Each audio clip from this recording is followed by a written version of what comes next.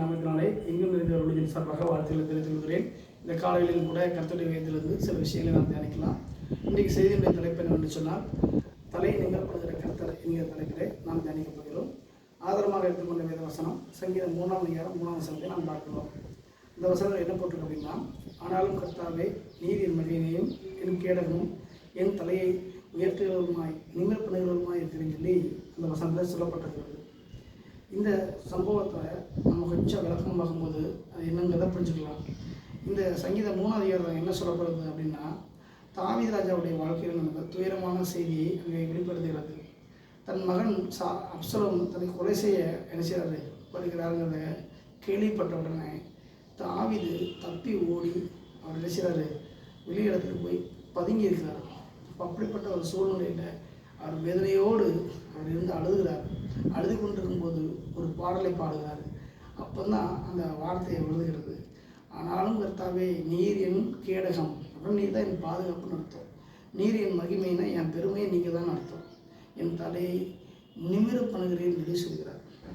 அப்போ இதுதான் நம்ம அன்றைக்கி பார்க்க போகிறோம்.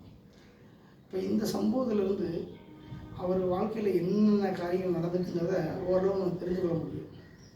தலை குனிந்த ஒரு சூழ்நிலை, சொந்த மகன் தன்னை கொலை செய்ய வருகிறார் ஒரு புறம், இன்னொரு புறம் நாட்டு ராஜா இவனை கொலை செய்ய ஆலோசித்து தேடிடுகிறார் இன்னொரு புறம், குடும்பத்தில் சகோதரர்களை அவர் புறக்கணிச்சிருக்காங்க அது ஒரு புறம், சூழ்ந்துருக்கிற மக்கள் எல்லாருமே தாவீதை நம்பவா வேண்டாமா அப்படிங்கிற அந்த குழப்பத்தில் மக்கள் இருக்கிறாங்க இது இன்னொரு புறம், புறஜாதியார மக்கள் எதிரிகள் நிறைய பெருகி இருக்கிறாங்க அது இன்னொரு புறம்.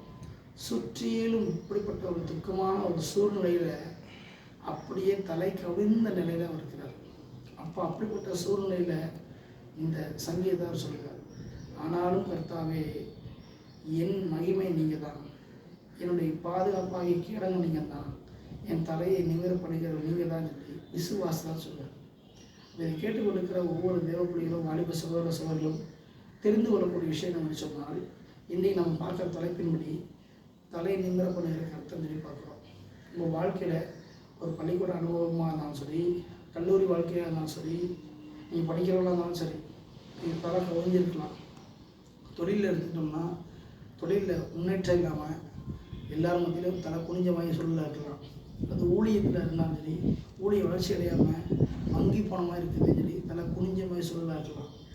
இன்னும் பல விதங்களில் பிஸ்னஸ் மேனாக இருக்கலாம், பல ஆசிரியர் பெருமக்களாக இருக்கலாம், பல அரசு அதிகாரிகளாக இருக்கலாம். எடுத்த ஒவ்வொரு விஷயத்துலையும் காரியங்கள் ஒவ்வொன்று தோல்வின்னு சொல்லி பார்த்து உடஞ்சி போய் சோர்ந்து போய் தலை குனிஞ்சு இருக்கலாம்.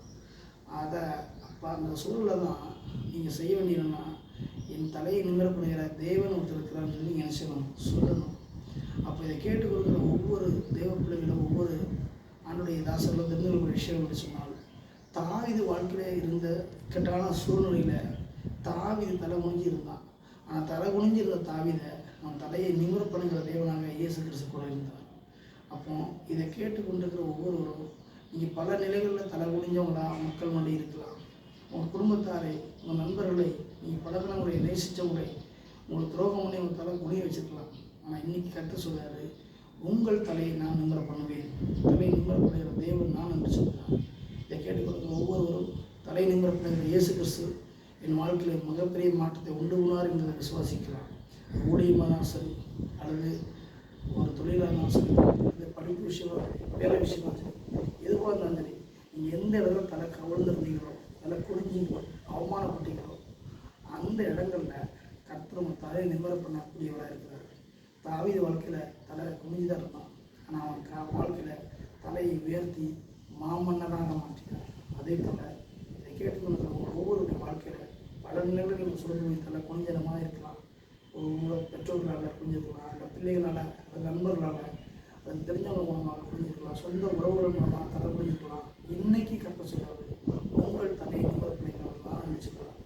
எனவே இந்த வார்த்தை கேட்குற ஒவ்வொருவரும், இதை கவனிக்கிற ஒவ்வொருவரும் தலையை நிமிர பண்ணுகிறவர் கர்த்தர் என்பதை புரிந்து கொண்டு உங்கள் தலையை நிமிர பண்ணக்கூடிய தேவனை நோக்கி நீங்கள் முன்வர வேண்டும்னு சொல்லி உங்கள் அனைவரையும் எங்கும் நிறைந்தவர்களுடைய வாழ்த்துக்கிறது. ஆமென்.